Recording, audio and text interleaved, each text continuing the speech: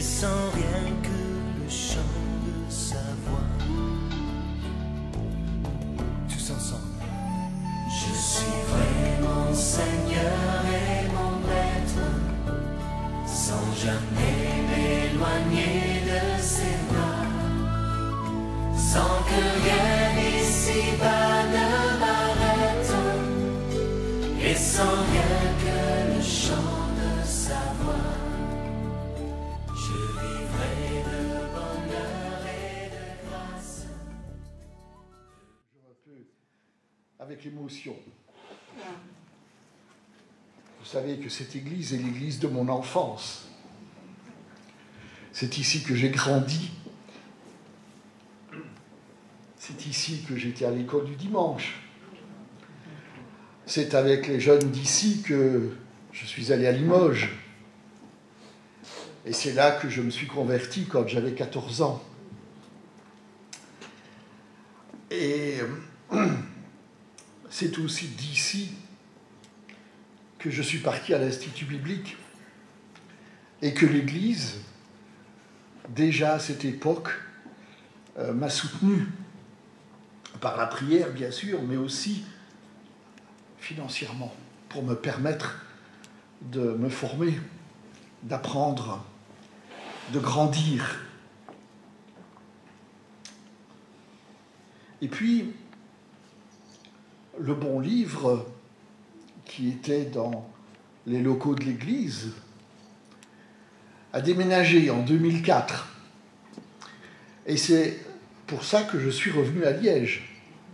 Parce que nous étions sur Dunkerque, nous avions un ministère là-bas, et puis le Seigneur nous a montré que, eh bien, il nous fallait revenir à Liège. Et en 2004, la librairie s'est ouverte à Place Gobert, à quelques pas d'ici. Nous sommes venus à pied ce matin. C'est merveilleux. Vous êtes à quelques pas de la librairie. Alors vous participez, comme Egbert nous l'a dit déjà, vous participez à notre ministère. Parce que depuis tout ce temps, vous nous soutenez. Et nous voulons vous en remercier. C'est avec reconnaissance que nous savons que vous priez pour nous, mais aussi que vous apportez votre soutien financier. Missionnaire en Belgique, à quelques pas de votre église. Ah, alors qu'on nous a parlé de missions en Thaïlande, de missions en Afrique, de missions tellement loin. La Belgique est une terre de mission. La Belgique a besoin de nos prières. Vous savez, en Outre-Meuse, il y a 5 mosquées, rien que sur l'île.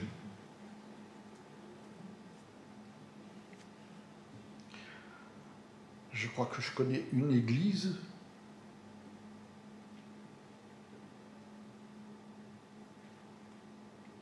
Oui, il y a des églises catholiques.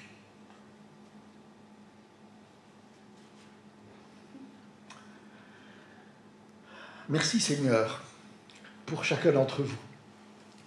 Merci parce que vous êtes là avec nous pour travailler. Le travail de libraire, c'est un soutien à l'Église. C'est comme ça que nous le voyons. Nous voulons porter l'Église avec vous. Et le bon livre est une librairie de conviction.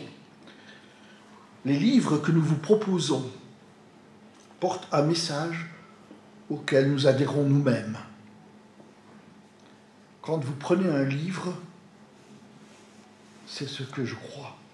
En général, nous n'avons pas lu tout ce qui est dans la librairie, rassurez-vous. Mais nous avons confiance que ce que nous avons mis, ce sont des livres où nous pouvons adhérer.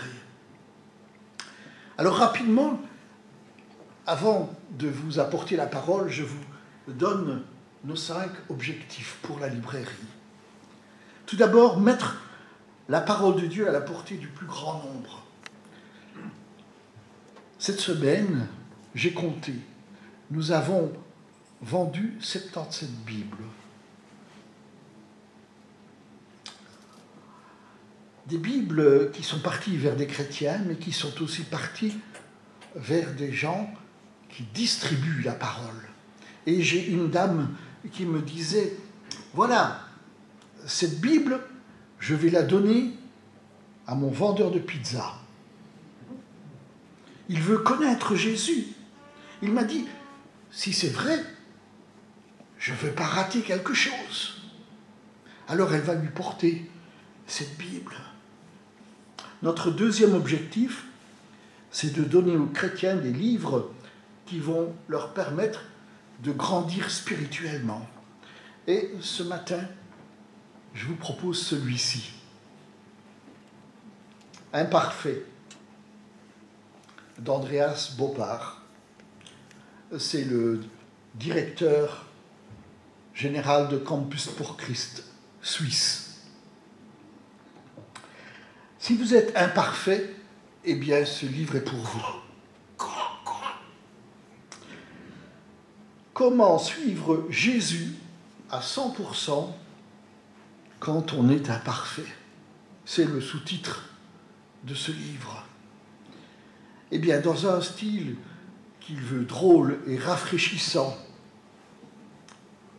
il vous démontre que vous n'avez aucune excuse pour ne pas suivre Jésus à 100%. Vous n'avez aucune excuse. En tant que chrétien, vous n'avez pas d'excuse. Jésus est notre modèle. Il a donné sa vie pour nous. Il n'y a aucune raison de ne pas le servir, de ne pas l'honorer, de ne pas le glorifier. Vous vous pensez petit, vous vous pensez pécheur, vous vous pensez peut-être autre chose, vous n'avez pas de raison, parce que Jésus est venu pour vous donner la vie, pour vous donner la force, pour vous transformer, comme ça a déjà été dit. Eh bien, ce livre vous donne des pistes pour réaliser ce projet. Et il veut avant tout vous permettre de faire les bons choix dans votre route. Alors, la troisième chose, c'est de proposer du matériel pour l'enseignement des enfants. Cette semaine, une maman me disait « Je viens prendre des livres bibliques parce que mon fils a des difficultés en lecture. Je veux lui lire de bonnes choses. Je veux qu'il lise de bonnes choses. » Elle voulait faire remplir 2 objectifs. Aider son fils à la lecture et le guider vers le Seigneur.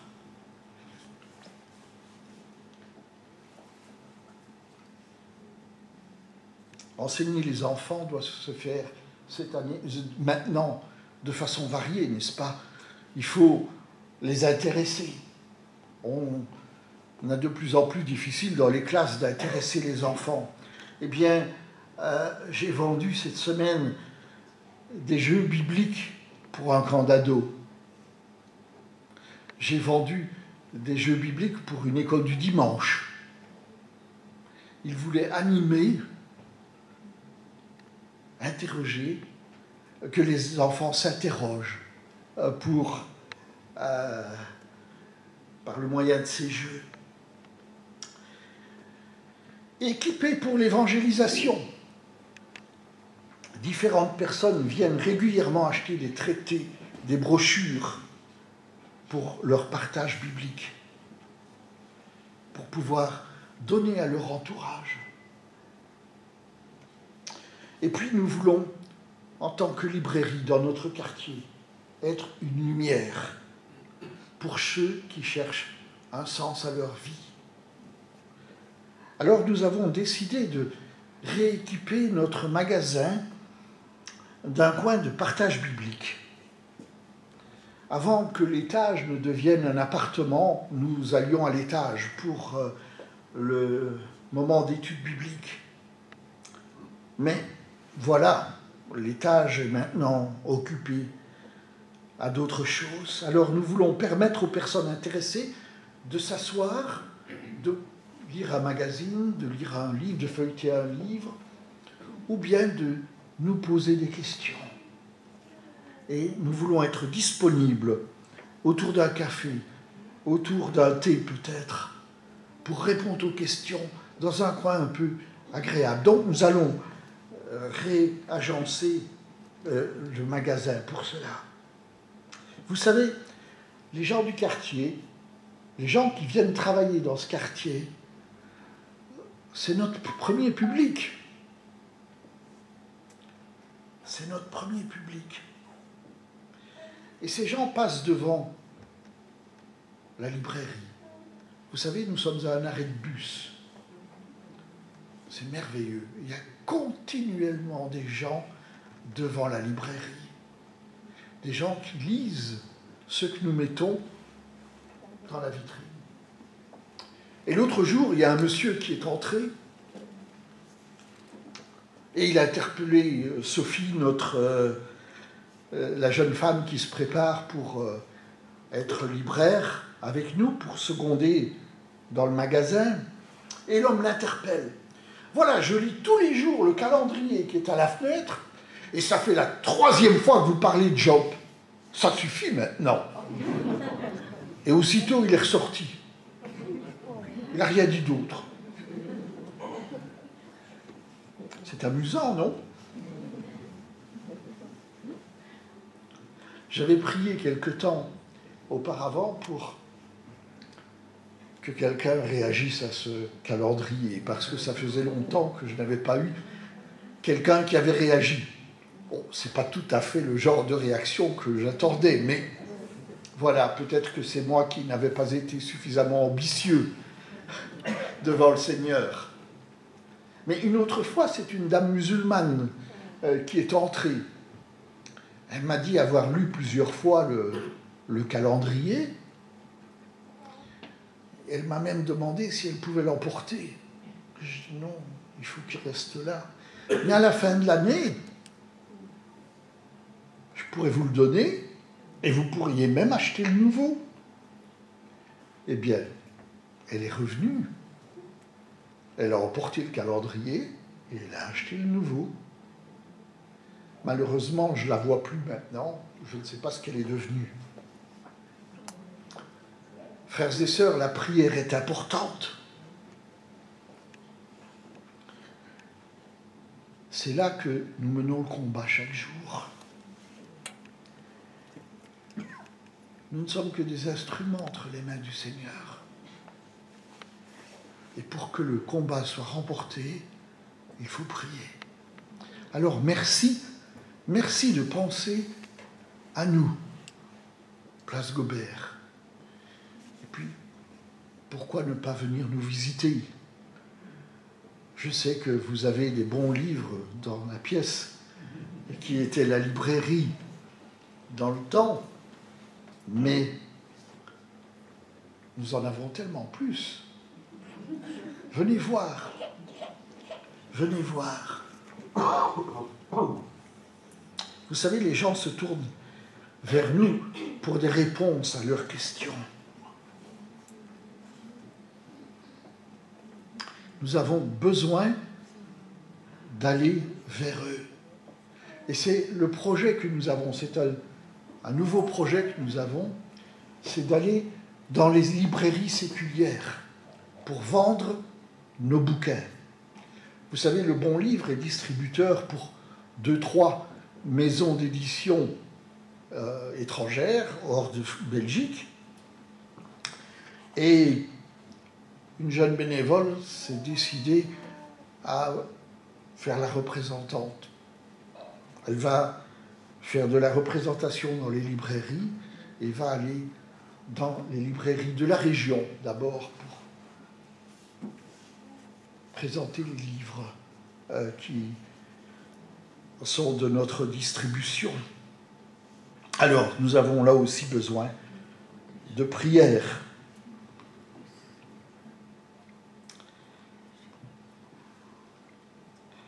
Merci d'être avec nous dans le combat. Alors, je vous propose quelques versets dans Jean au chapitre 10. Je vois que j'ai oublié de vous présenter ma carte de prière. Si vous ne l'avez pas encore, il y en a quelques-unes là. Vous n'avez qu'à la réclamer tout à l'heure.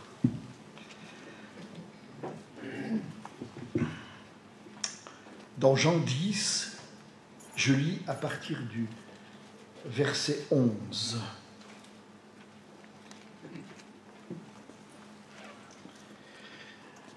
C'est Jésus qui parle. Moi, je suis le bon berger. Le bon berger donne sa vie pour ses brebis. Mais le mercenaire qui n'est pas berger et à qui les brebis n'appartiennent pas, voit venir le loup, abandonne les brebis et s'enfuit.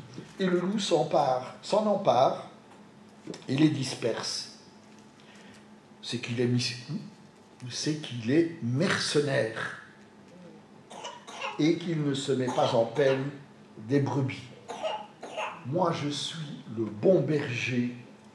Je connais mes brebis et mes brebis me connaissent. Comme le Père me connaît et comme je connais le Père, je donne ma vie pour mes brebis. J'ai encore d'autres brebis qui ne sont pas de cette bergerie. Celles-là, il faut aussi que je les amène. Elles entendront ma voix. Il y aura un seul troupeau, un seul berger. Le Père m'aime parce que je donne ma vie afin de la reprendre. Personne ne me l'ôte, mais je la donne de moi-même.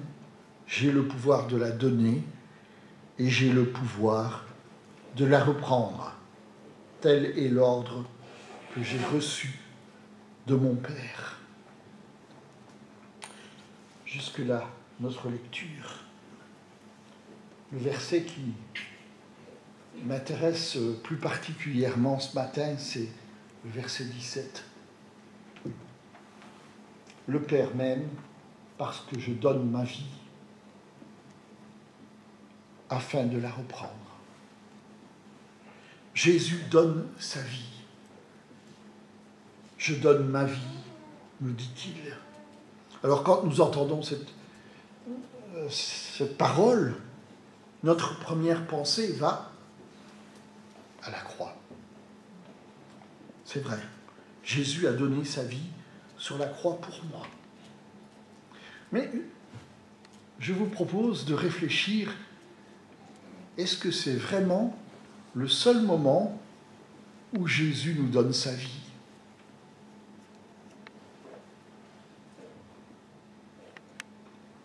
Il commence, le passage dont on a lu, et le chapitre 10 de Jean commence par l'idée du berger. Jésus développe ici, au début de tout ce chapitre, l'idée qu'il est le bon berger. Il est celui qui s'implique dans la vie de ses brebis. Il les connaît par leur nom. Vous vous rendez compte ? Chacun d'entre nous, nous sommes connus de Jésus par notre nom.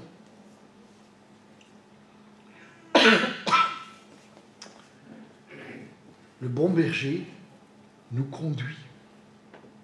Ça nous a déjà été rappelé, je ne vais pas m'étendre là-dessus. Le bon berger protège. Le bon berger soigne quand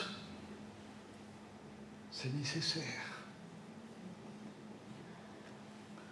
Frères et sœurs, je vous propose que le don de Dieu commence à Noël.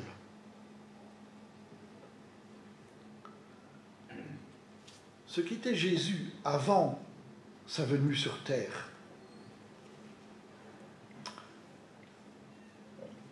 On ne sait pas trop, enfin on ne comprend pas trop. Il y a bien Paul qui nous dit dans Philippiens 2,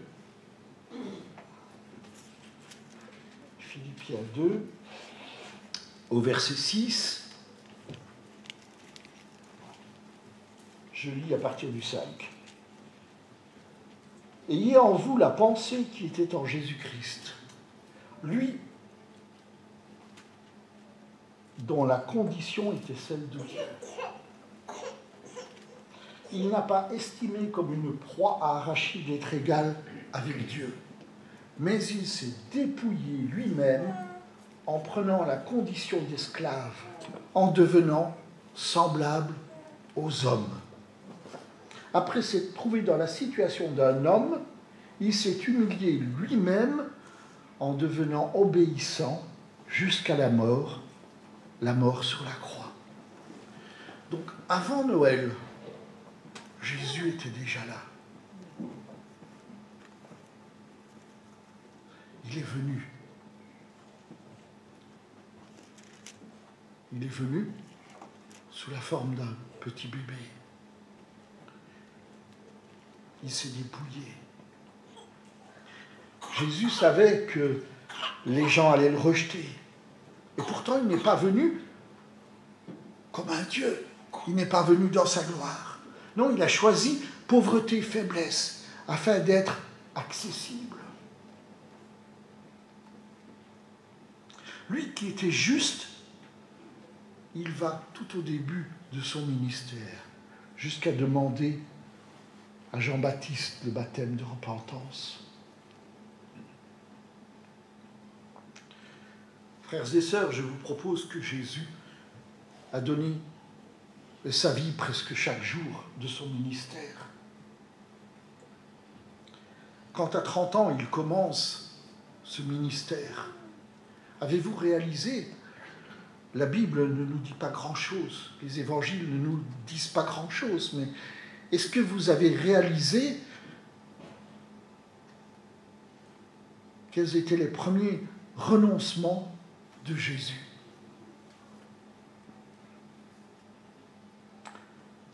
Au début de son ministère, il quitte définitivement sa famille. Il renonce à son métier. Le métier, notre profession, c'est un petit peu ce qui nous donne, nous qualifie dans la société. C'est ce qui nous donne une place. C'est peut-être la première chose que l'on vous demande quand on fait votre connaissance. Qu'est-ce que toi tu fais? Eh bien, Jésus a renoncé à son métier de charpentier. C'est vrai qu'aujourd'hui, être chômeur, c'est un drame.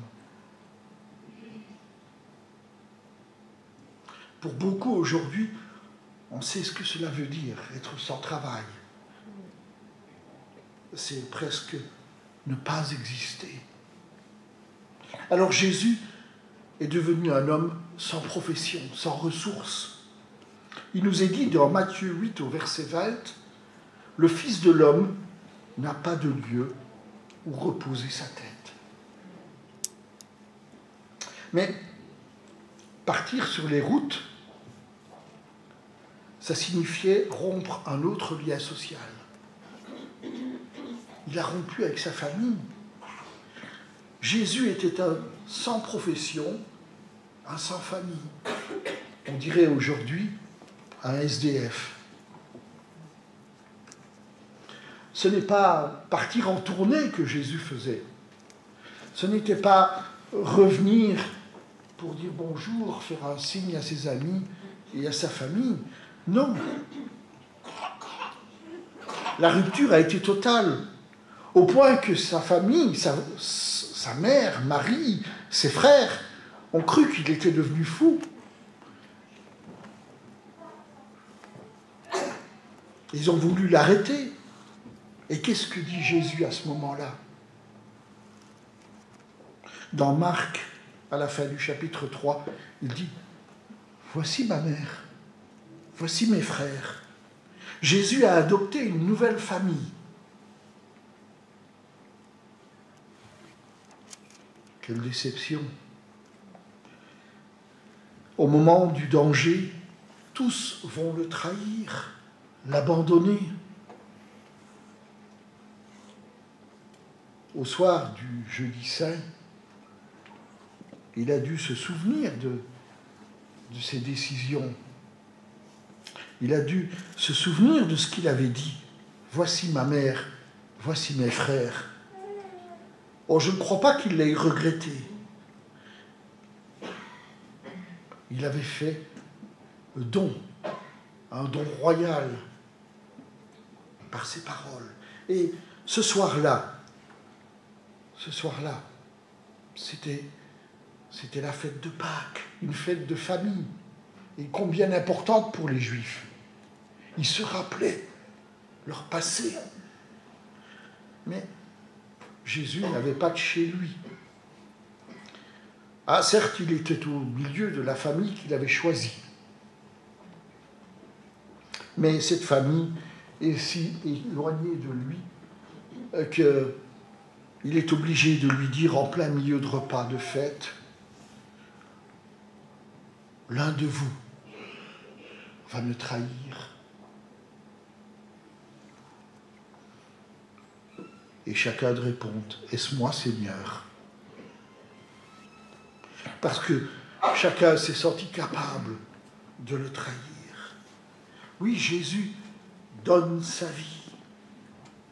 Jésus donne sa vie. Pensons à son ministère, à toute cette fatigue, à marcher sur toutes les routes, à se lever tôt pour prier, parce que Jésus se levait tôt pour prier.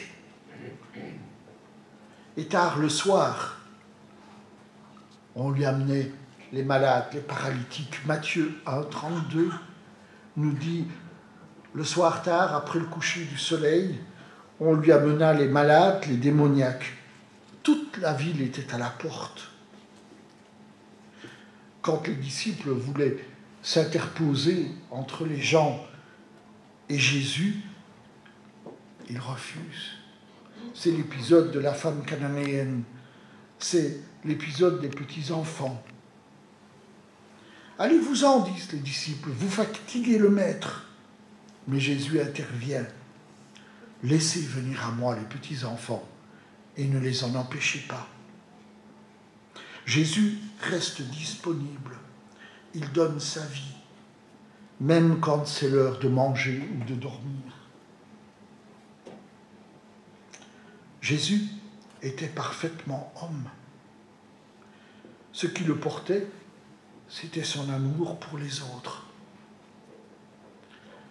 Jésus aimait les gens.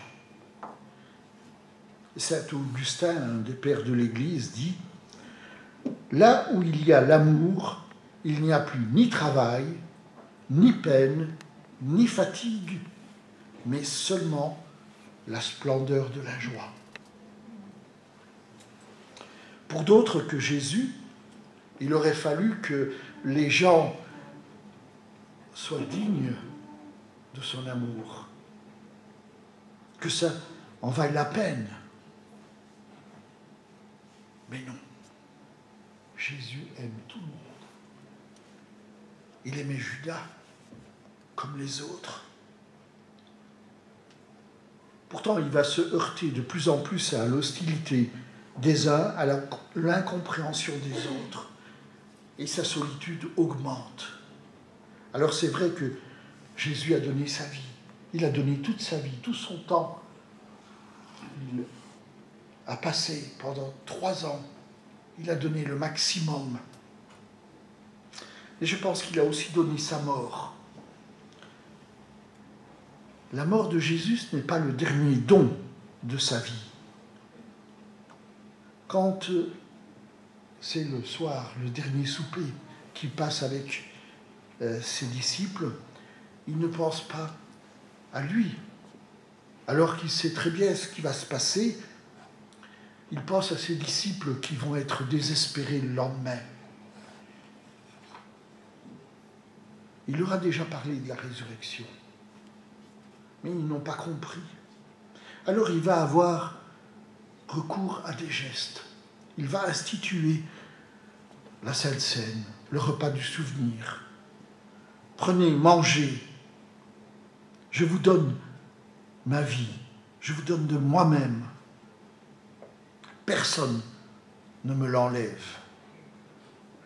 Jésus est quelqu'un de libre, libre de s'échapper. Il n'est pas une victime qui subit. C'est un homme libre qui donne sa vie. Même quand il est sur la croix, c'est encore aux autres qu'il pense. Père, pardonne-leur, car ils ne savent ce qu'ils font. Et puis aux brigands, aujourd'hui tu seras avec moi dans le paradis.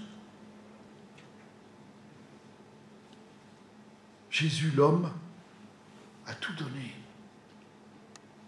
Il nous montre que l'homme qui se place dans la main de Dieu, et c'est ce qu'il avait fait, celui qui est conforme à la volonté de Dieu, il peut faire de grandes choses. Mais Jésus n'était pas qu'un homme. Sa vie serait bien belle, bien tragique, exemplaire certainement, s'il n'avait été qu'un homme. Mais ça n'aurait été rien de plus. Mais Jésus est le Fils de Dieu, et sa mort est vraiment un don. Sa mort est un sacrifice. Il est condamné à notre place. Nous en bénéficions. Il prend sur lui notre désobéissance envers Dieu.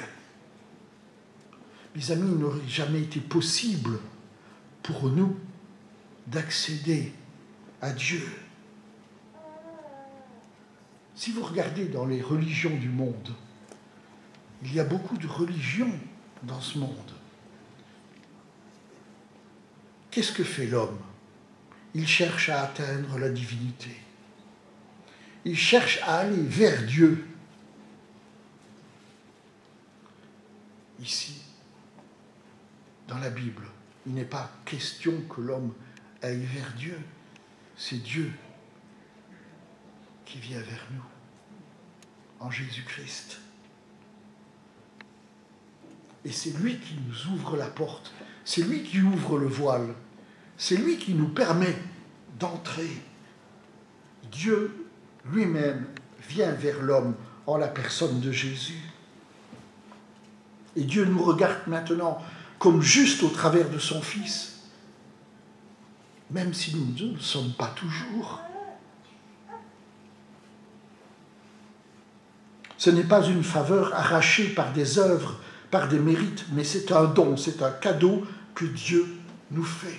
Je donne ma vie, a dit Jésus, et sa mort est notre réconciliation avec Dieu.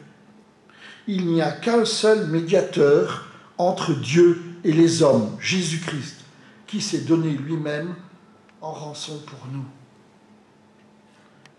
Alors Jésus donne sa vie. Il donne sa vie de ressuscité aussi. Il ne s'est pas arrêté à la croix, bien au contraire. Lui qui avait le pouvoir de donner, il a aussi le pouvoir de reprendre, de ressusciter. Et aujourd'hui, il nous donne sa vie de ressuscité. Il nous donne à nouveau le signe de sa présence. Il a pris du pain et il leur a donné. Et alors, leurs yeux se sont ouverts et ils l'ont reconnu. C'était les disciples d'Emmaüs.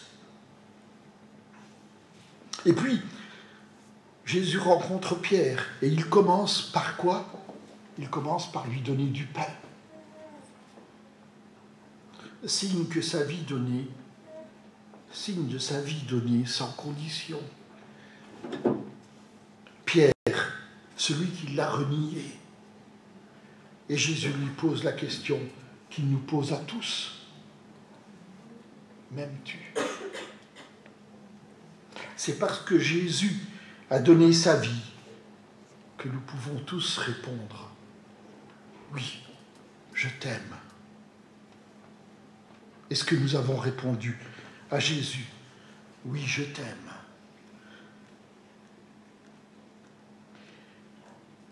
Il nous accorde sa présence, même si nous n'en sommes pas dignes.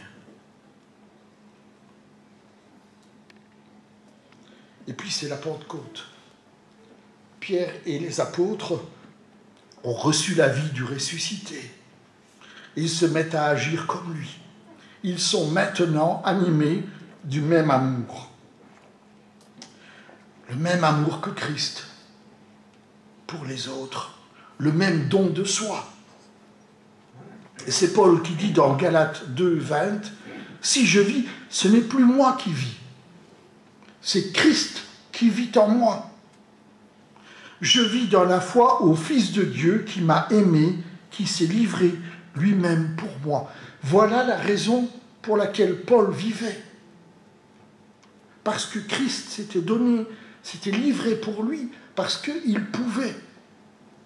Donnez gloire à Dieu. Est-ce que nous vivons de cette manière? Vivre à 100% pour Jésus, même quand nous sommes imparfaits.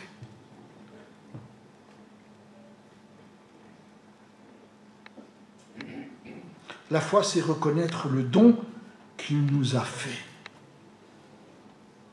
Frères et sœurs, Jésus nous donne encore aujourd'hui sa vie. Il nous donne encore aujourd'hui ce dont nous avons besoin pour pouvoir lui rendre gloire, lui rendre honneur, pour pouvoir le présenter à ceux qui nous entourent, pour pouvoir être ceux qui aiment l'autre, même celui qui n'est pas digne. Est-ce que nous aimons même celui qui n'en est pas digne? Eh bien, que le Seigneur vous bénisse chacun et qu'il vous donne sa vie. Amen. Nous allons chanter tout à l'heure, après la prière, J'aime 553, tu es venu jusqu'à nous. Et apparemment, le pianiste est sur le chemin. Elle va venir. On va prier ensemble. Seigneur notre Dieu, nous te rendons grâce pour ton don ineffable. Seigneur, que le Dieu Tout-Puissant se fait chair. Laisse tout afin de nous chercher. Arrête toutes ces occupations afin de partir à notre recherche parce que nous étions perdus. Seigneur, cela nous dépasse bien sûr. On ne pourra jamais comprendre cela réellement. Accepter ça à sa juste valeur, ça nous dépasse de trop. Mais Seigneur, nous te bénissons pour cet amour immense en Jésus-Christ, qui est accessible à tout un chacun. Seigneur, tu as donné ton Fils afin que quiconque croit en lui ne périsse pas. Seigneur, que tu sois loué pour cela. Aide-nous, Seigneur, à notre tour, à être prêts à donner notre vie, donner de nous-mêmes, afin que l'Évangile se propage, afin que des gens soient arrachés aux ténèbres et puissent entrer dans la lumière de la vie. Au nom de Jésus. Amen.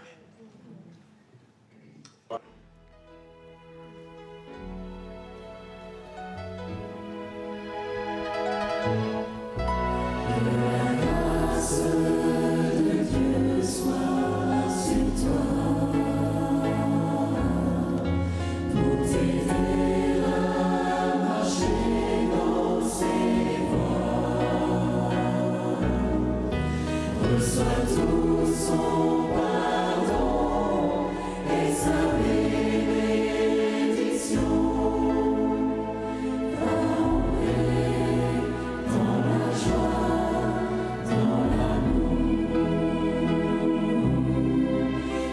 Amen.